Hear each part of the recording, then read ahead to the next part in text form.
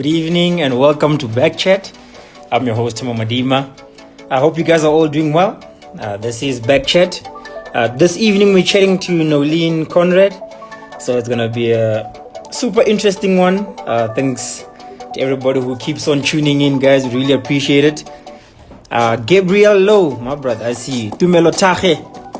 I saw Tumelo while I was doing my run. Thanks for joining. Mr. Jacobs, thank you, sir. We always see you serving at South African Athletics. We really appreciate it. Ndumisho Kinen Michao, welcome, guys. Really appreciate it. This evening we're chatting to Nolene Conrad. If you can see me and you hear me clearly, just wave at me so that I know that you're good. Mr. Jacobs, thank you, sir. Gabriel, hope you're well, brother. Nolene has entered the building. She's gonna send an invite soon, and then I'm gonna go live. Good evening and welcome to BackChat.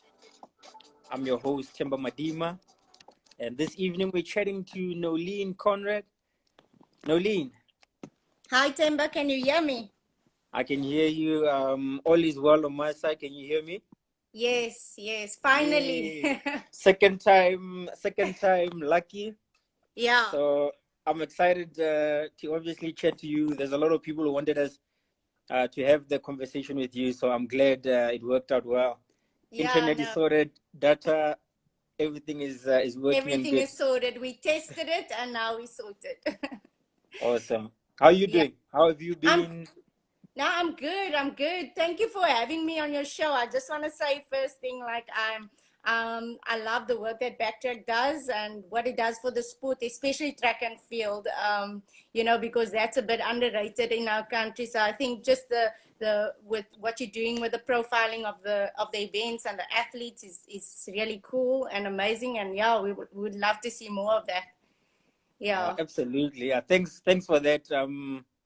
Even with us, sometimes it gets really like tough, and and to always hear the feedback from athletes and coaches, and everybody is always sending like positive love our way. So it's really appreciated. It keeps us going. You don't understand, because it's like you said, this sport of ours needs everybody to work together. We all have to team up and work together to make sure that we keep growing the sport. So thanks for joining this evening.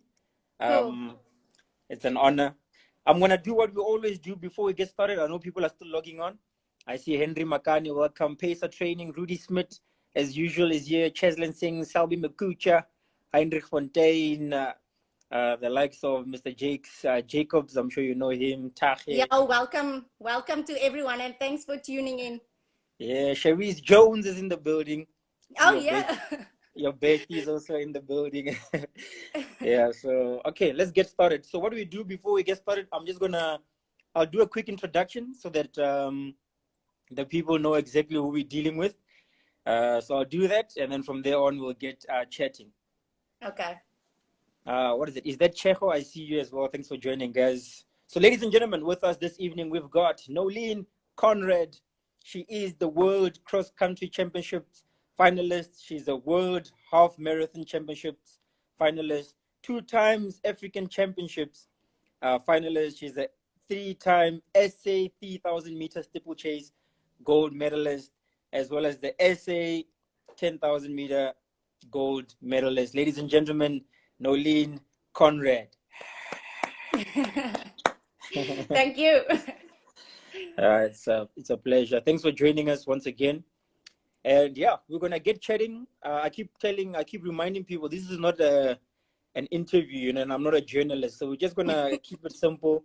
And it's just a matter of getting to some of those behind the scenes stories that we don't always get. The world doesn't always get to see. South Africa doesn't always get to see, because the only time they see you at a competition, you're racing, or it's never the other 300 plus days where it's the grind, it's recovery, it's work. So it's gonna be interesting.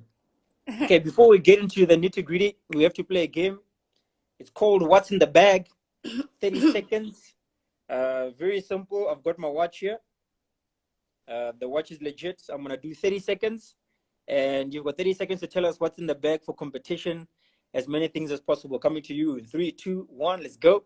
Okay, phone, earphones, iPod, a water bottle, recovery shake, roll-on, gum, wine gums, banana, racing pins or pins and racing numbers, That's good. airbrush, Let's go. spray, racing shoes, tights, crop top, Woo. socks. What Time. else? Wow. 17. Yo. Big ups for that. What's the record? Unfortunately, the record is held by Nicole Lowe, and you just missed it by one. Nicole was on 18. You Oh got wow! 17. Just another female to have the record. Yeah, of course, I've read some interesting stuff, and there's always stuff I'm looking out for. So Gum was interesting. Luke Davids had his Bible in there. That was interesting. Who was it? Ezekiel, was it Ezekiel? He mentioned money. Oh yeah, that's interesting, because those are things we always have with us. But wow, Yeah. 17, well done. Forgot to All right, mention money. let's get into the questions. Remember, ladies and gentlemen, the floor is open to everybody. Make sure if you want to ask your questions, just send them through. We're going to take as much questions as possible. So yeah, make sure to send them. All right, before everybody starts with the questions, I'm going to start with mine. And I think for me, your journey is a very interesting one. And because of the longevity of it, because if I think of Nolene, I think of the likes of Elroy Haland, the likes of Stephen Mukoka, because you guys all came, you started on the track, you Yeah. focused on the track, you won your national titles on the track, whether it was running the 1,005 to 3,000 to steeplechase 5,000, etc. And then you moved up. You also did cross country at the same time, and then you eventually moved up to obviously the 10K, and then you found the half marathon, which has become also one of those events that is one of like your main. I'd see it as your favorite event at the moment. So tell Yeah. us about that journey. Where did your running journey begin? Okay, so mine started out strangely. I didn't have a passion for running at first. I was actually sick, as many know. Like I've told my story to many, and I put it out there. And Now like, let's hear. uh, We need to know. I don't know this. That's what I want to know. That's what I yeah. want So to know, Nolene. yeah, I was diagnosed with asthma when I was 13 years old.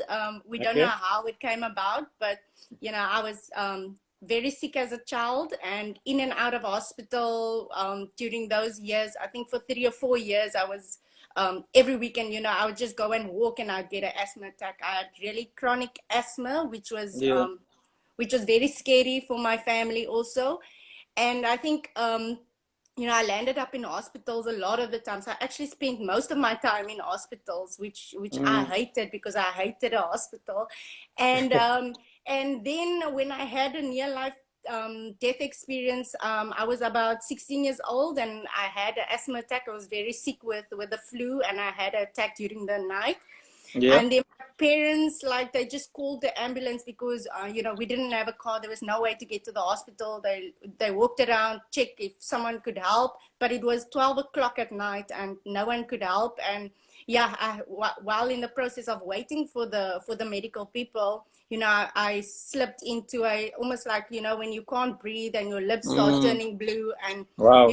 parents started to panic, and then the ambulance came, and they managed to revive me, and I spent the whole week in the hospital Wow. that time. And yeah, that's when the doctor really told me, this is not going to work. You're not going to last long with this chronic asthma. So you Yep. have to do something just to improve your lung capacity and, Mm. get you through and survive actually after the age of 21 years old. So Wow. that was really scary for me. And that was the wake up call for me also, to think like, Nolene, you want to survive, you want to beat this.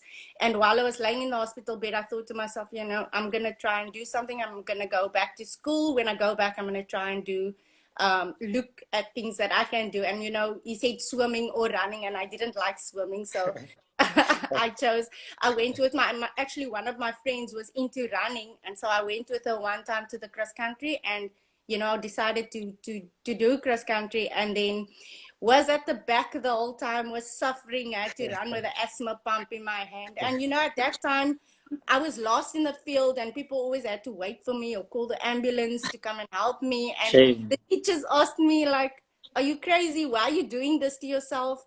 And at that stage, my parents didn't know I was doing cross country. I didn't tell them because I didn't want them to worry. So, you know, I did that and I persevered through that. And my main goal was just to finish a race close to the end of the season, and that's what I did, and I persevered and I achieved that. At the end of the season, I managed to finish my first race, and then I decided to join a training group, and I trained with them consistently. And yeah, training was also up and down. You know, it was tough. And the next year, I actually discovered, you know, hey, I have a hidden talent because I was podiuming after only 6 months of training. I was Mm, achieving podium spots. And that's when my coach said to me, you know, you got talent, so you need to explore this. And yeah, I started believing in myself, started training more, doing the hard work, and, you know, never complaining, never thinking of myself as like, this is a disadvantage. You know, I always had in the back of my mind, I want to overcome this. I want to, you know, one day be healthy and not have yeah. to be rushed to hospital. And I think that was my motivation. And that's when I moved on to, I did cross country for a whole period of time. I actually put on my status now the other day, one of my statuses, I said, you know, I started cross country when I was 16 years old, but I made my first SA team when I was 7 years later. And Yo. I won my first title 10 years later. So Wow. people think it's a quick thing, Yeah, you know, and it that's true. actually isn't. It takes a long time and it takes perseverance and hard work and all of those things. So yeah, Absolutely. Yeah. I mean, like, it's such an inspiring story because it's exactly that, everybody thinks it all you're so lucky, Nolene. You can run as far yeah, as you can, you know.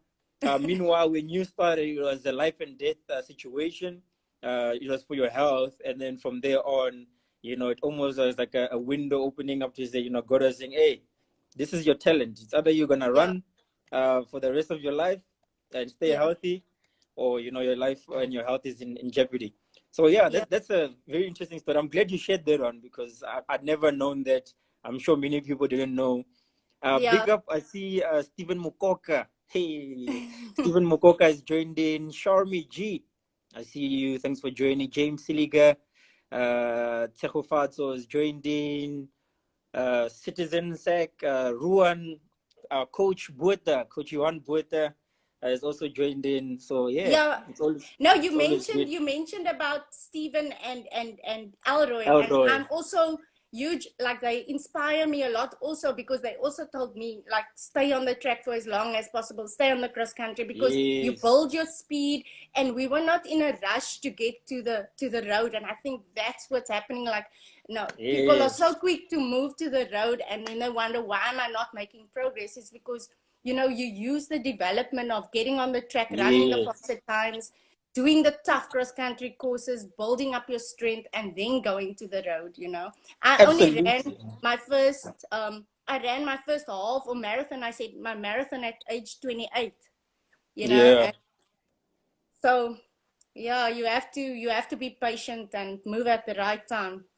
Absolutely. And I mean, I think that's one of those lessons where, a lot of the young kids now, I think they get it so wrong because the thing is the road is tough, road running, it takes so much out of you, and if you don't have any reserves, there's nowhere else to build it. Cross country, track and field is the development for being a great road runner.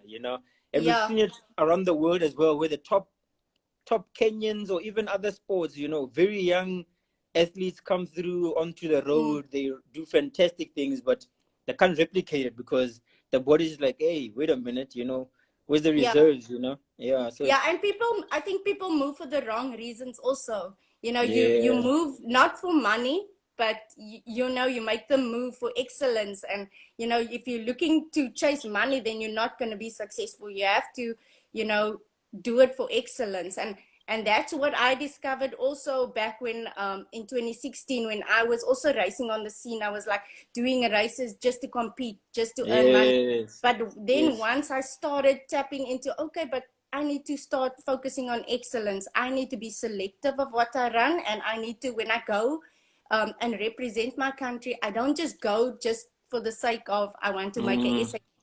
I want to go there and know that I've done my best in preparation, and I'm going to there to finish in the top 10 or the top 20, to achieve that yes. excellence. Yeah.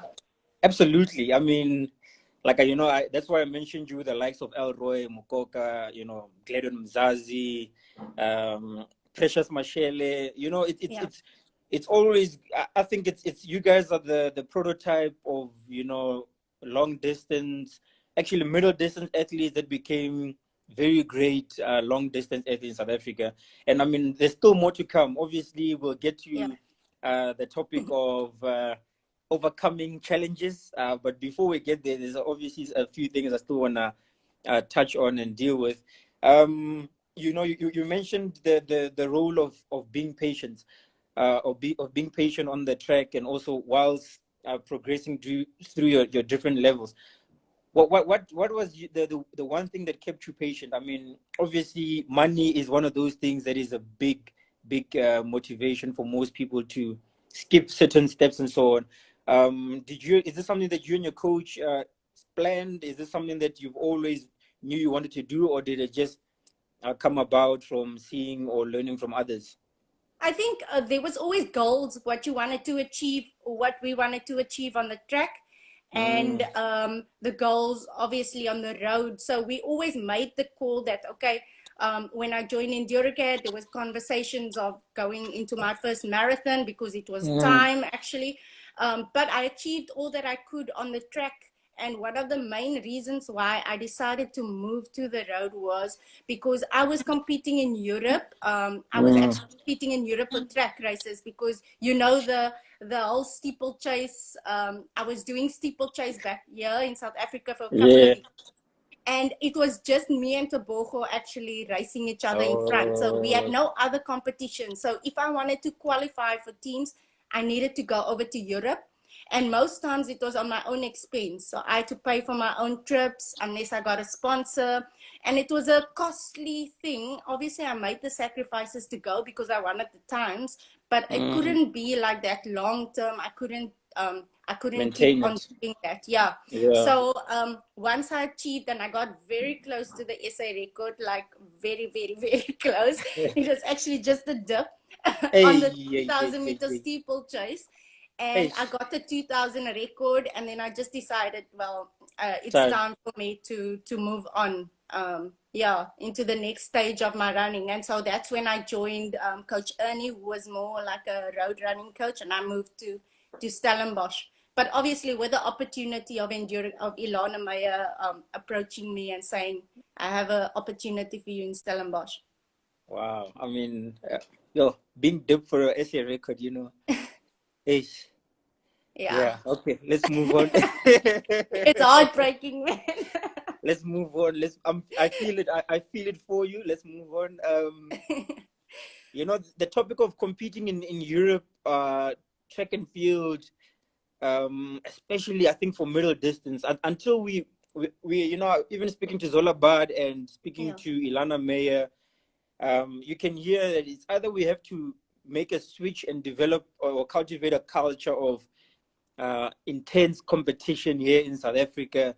I know for the men's side as well as the women's side, looking at stuff like pace setters, looking at stuff like, uh, mm, making sure that the competitions are at sea level. You know what I mean? I remember yeah, when Stephen Mukoka was able to break the SA, I think the 5,000 record the first time before Elroy went and took it. I mean, and it was in Durban, the stage is set. Everything is conducive for us to do that. We yeah. have to somehow look into that. But obviously, the conversation of Europe and athletes going to Europe, what did that do for you as a middle distance athlete at that time? I think it was actually elevated my running to a new level. you would see in 1 year, actually, the one phase where I went to Europe, I think it was my first time I went to Europe. I was so excited about the opportunity, and I wanted to grab that opportunity and make the best of it. And I actually ran PBs, one PB after the other. Every single race I got into, I ran a PB. And I think Yeah. that was as a result of having that competition, where Mm. you didn't, it wasn't just me and Tebogo, it was uh, getting into a group and just staying there and actually Yeah. letting them do the work, and you just get dragged along. So that's the one benefit of actually doing the going into a group where there's good competition. And then also, I had to adapt to the, so everyone looks at you and says, you're so fortunate to go to Europe. It's Hey, amazing. It hey, looks so glamorous, but it's actually not. The it's reason war why it's out not there. is because you're on your own first, and you must be able to travel around on your own and be self-sufficient. You must you don't have your support system there, you don't have Yeah. family, friends, your physio there. So you actually, what I didn't like actually about Europe was that the competitions was in the evening. So in Hey. South Africa, most of Yeah. our 10 competitions, o'clock. yes, in the morning, or very early for road races. So you either, okay, you get up and you go run and it's over. In Europe, Yeah. you wait, and it's like you're almost waiting the whole day just to get this competition done. So that was for me a bit nerve-wracking in that sense. But the whole Europe experience was, I thrived on it because I almost enjoyed going and being on my own Yeah. and Yeah. just Yeah. focusing on doing my Yeah. best. So yeah. Absolutely. I mean, it's an environment. I think it's also the idea of leaving home to go Yeah, that side. It's yeah, like, listen, yeah, I'm carrying Africa. I'm carrying South Africa on my back. You know what I mean? yeah. And I what I have to also, sorry, Temba, what I not continue. also wanted to say about that was, the reason why I was able to achieve that also was because I kind of said, I'm going to take all the pressure off me and I'm just going to Oh go yeah, enjoy the experience. yeah, And yeah. that's where the performances actually came. Sometimes we put so much pressure on ourselves that, you go there and you expect this and you expect, I had no expectations. I just went and I ran, and that's when the times came. Yeah, absolutely. I mean, I want to give a few shout outs again. I see Tabo Viti has joined in. Thanks for joining. Speed Band South Africa. Thanks for joining in. See Miss Murray, Siliga, Penyo, James Sparta. James the Sparta is also joining in. So we've got some people joining from all over the country as Yeah, well. welcome everyone. Yeah, all over Oh, the now, world. Oh, Cornell Fredericks. He's also joined in. Yeah, so thanks for joining, guys. All right, this moves me to the next question.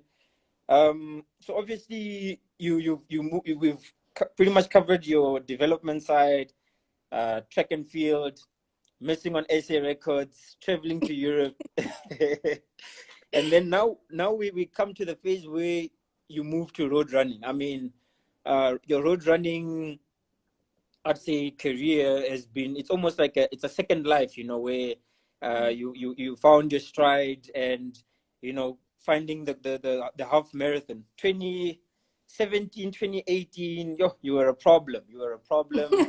um, you were causing havoc, on the road, locally as well as internationally.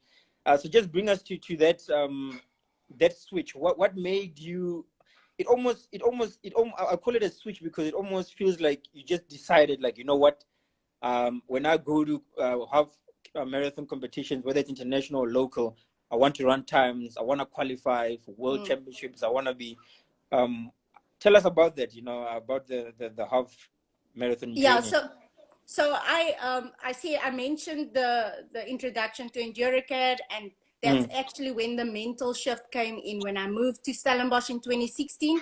mm. And that I was working as a teacher beforehand, so I was at a school at Forentu, and it was kind Oh of like yes. Oh yes. work and Yeah. running, Yeah. which means I couldn't really deliver my full potential because I was like Mm, standing in a classroom the whole day and coaching after school. So the move actually allowed me to be more flexible and to mm. allow more time for running and Yeah. practicing, going on training camps. And that for me was, there was there was a lot of things that contributed to it, but and there was almost like everything clicked when I put it all together. So it was being in a high performance environment. It was Yes, yes. working with a team of professionals. So your physio, your bio, doing strength work, which I always tell people is very, very important.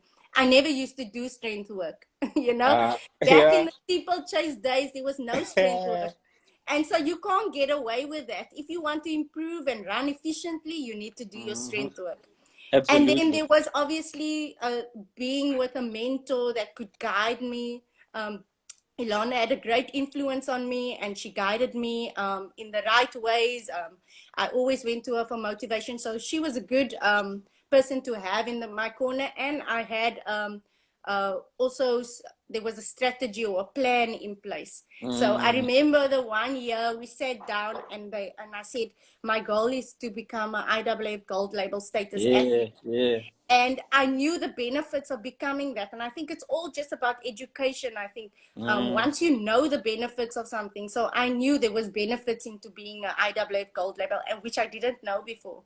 So Yeah, being yeah. educated and knowing about that really made me strive for that. And I think I didn't believe that I could. Or I can't say I didn't believe, but I didn't think I would do it in 1 year. So I Yeah, thought it yeah. would take me longer, but Mm. because I actually focused on the goal and I prepared and I worked hard for it, I was able to achieve that in 1 year, which I was really Wow. proud of because I was bronze before that. Yeah, And yeah. Wow. yeah, so No, that's amazing. I mean, like, that's why I said for me, it was almost like, that's why I mentioned it as like a switch, you know, it almost like it was like a yeah, decision that you had to make, you know, on a personal level, you know, moving, committing, being around the Nigeria care environment, having mentorship, being in a place where you could, you know, train and yeah. enjoy your running again. Because I mean, fact of the matter is that in South Africa, it's tough to want to call yourself a professional athlete, you know, and there's a lot of sacrifices. It's not easy. Uh, Exactly. That was what I was gonna say next. Like, I knew that going to Kenya, or I wanted to try Kenya because I knew that they are the world's best runners, distance yeah, runners. So I yeah, wanted to experience it for myself, and also to learn and grow. And I think once I did that, it was a sacrifice for me. You go over to Kenya and you stay there for a month or two, and all you mm, do is eat, sleep, train. So it gets yeah. boring the stage, but I mean, if you're passionate about it, that's what you have to do. And I always say to the young athletes, you can't be successful if you don't make sacrifices. You know, Absolutely. you have to. So Yeah. you can't No. be in your comfort zone and expect to achieve your goals. You have to move out of that comfort zone. No. Absolutely. I mean, what you're saying is so spot on, and you know, I really want, you know, as many young, especially the young up and coming athletes. I see the likes of Lebu Mosito is the runner. Sorry about that. Nick's the runner is on. I see Prudence Hodiso. I mean, these are some of the future youngsters coming up, and it's important that, you know, they learn that, you know, there is progression, and they're gonna be great. I mean, all of these Yeah. athletes who've got potential, they've already represented the country, and the future is theirs, and they're gonna do that as well. So, yeah, very important knowledge that you are dishing out.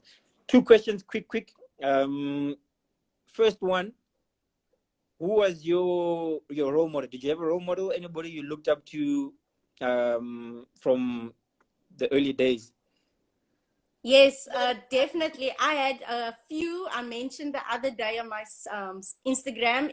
The one was Renee Kalmer, and Oh I yes. mentioned how I used to shadow her because as a junior athlete, I never wanted to compete with the juniors. I always wanted to be higher, so I wanted to run with the seniors, even if Mm. it was just for 1 or 2 Ks, just to be out in front with the seniors. So Renee Kalmer, I used to look up to, and I still do.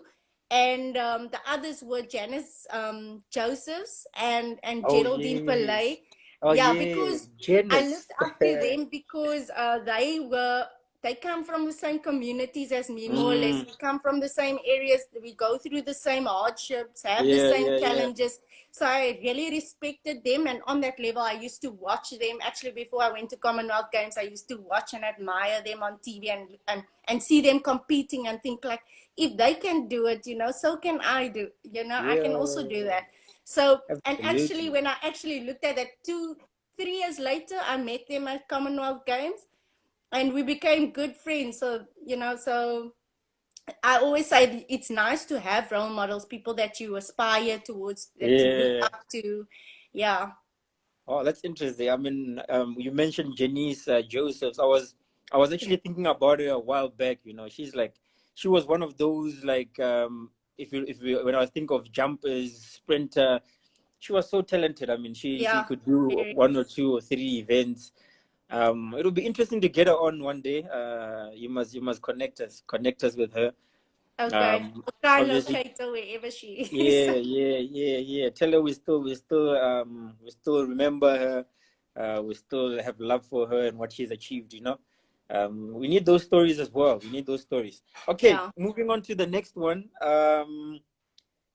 Your motivation. You did touch a lot on it, but like if you were to break it down, obviously you can say there's a lot of things, but like if you were to break it down, what is that one thing that you said this? What motivates you to keep going? Obviously, I know, and many people know, over the past year or two, you've struggled with some injuries and that type of thing, but you're constantly working to come back and to be in the best shape as possible, towards Olympics and even forward, going on. What is your motivation? What has motivated you till today? You know? I think I developed a love for the sport. I think running has done so much for me, more than like anyone would ever realize. Uh, like whether it is to provide for my family or to overcome health issues, the friends that I made through running, all of those things. It was incredible. What running has actually given me, and the house that I sit in is because of my running. That I was able to Mm, do that. So I think just I have a genuine love for the sport and I will always do running, even if it's not on a professional level. Even if I retire, I'll still run. So I think that, and my motivation is more like it's an inner drive. I do it because I yeah, want to, not because of anything else, yeah, anyone else. It's just for me and to explore the person that I am, because running teaches you so much about yourself as yeah. well. It teaches you life lessons, and everything I know today is, has been the result of my running. So yeah, that's what my motivation. Yeah. Man, I love that. Like if I could write a love letter to running, Yeah. I would be writing. I would write. Shall I compare thee to the, you know, I'll get into my Shakespeare. Your Shakespeare. Hey, track and field, running, long distance, sport. And I think that's always been our motivation at Backtrack. It's always Cherise Stompy. Jones writing Stumpy. Kurt Yeah, Kuto short is also people, we saying, call ourselves stompies. Kurt Kuto is always saying, Nolene, you inspire me. Oh, thanks, Um, Kurt. Beatrice Lebohang said, oh, yes, sacrifices. Yeah, as I was saying, what you said now is exactly the thing that motivates me to just, to want to hear the stories, to keep running as well. It's like, it's a love, if when I Yeah, go to bed, when I wake up in the morning, yeah, it's just that thing. It's a God-given gift, obviously, and it's like so planted in your heart that yeah, you cannot run away from it. So you run yeah, with it in your heart, and you try to run as far and as fast as you can every single yeah. day. Boom, that was beautiful. That Thanks. was beautiful. All right, we're gonna wrap it up. We're almost getting towards the end of the time. So, an important question, obviously, towards yeah. I want to do two questions because I think this one is also very important. Okay. EnduroCAD, your involvement in EnduroCAD. I think we've got like a minute or two just to Okay, short, touch on short that. and Yeah. sweet. Yeah. So I think like my connection there is just I'm the athletes manager and I look after the athletes. I Okay. ensure that they have skills development to grow themselves. And yeah, so it's all about enterprise development and athlete development. So I'm a mentor to the athletes, and I spend time with them on that. And I also make sure that they have everything they need, and that I facilitate opportunities for them for life after sport. So whether it be, getting their driver's license, or getting into a university or a technical, anything like that. I think, and it's amazing for me, because I always tell the athletes how lucky they are, because I wish I had this when I was a junior athlete, or even a young, Yeah.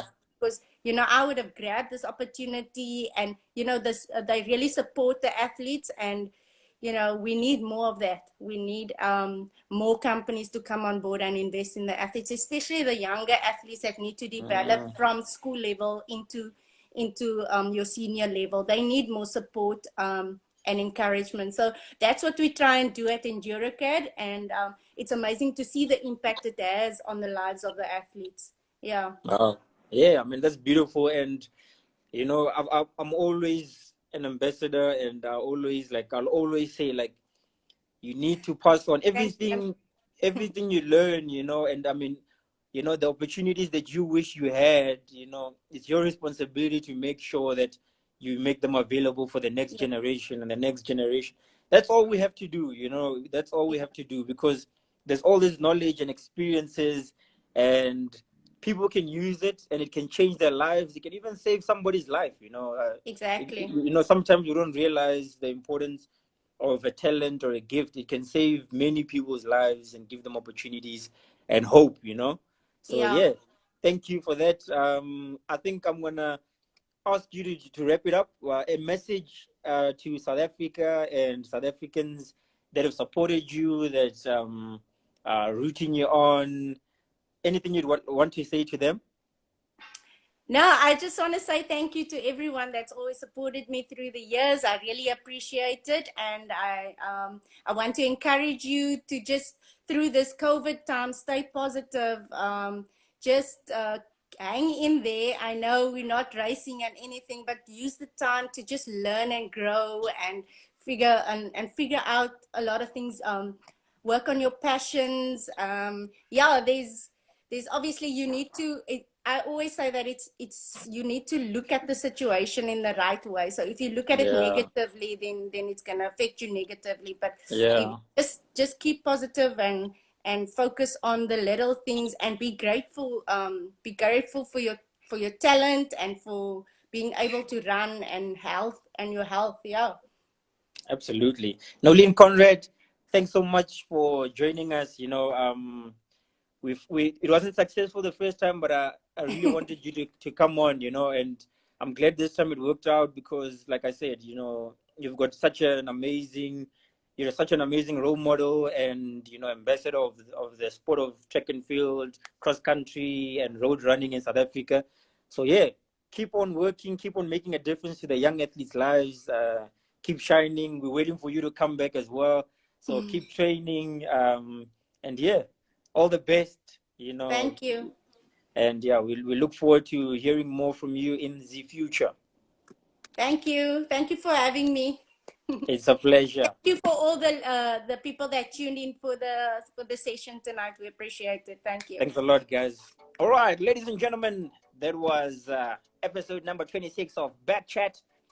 I am your host, Temba Madima. Thanks for joining in. Thanks for tuning in. Thanks for watching. I mean, there's so many beautiful stories out there. And our responsibility as Backtrack is to make sure that more people hear it. Thanks for joining, guys. Shange, I see you. Tafafato, thanks for joining. Mr. Jacobs, thank you. Sims Tanga, thanks, guys. Appreciate it. Take care. We're going to keep sharing these stories, because what? Because South Africa needs it. Cheers, guys. Take care. God bless. Hashtag Darren Favenda. Hashtag Nda.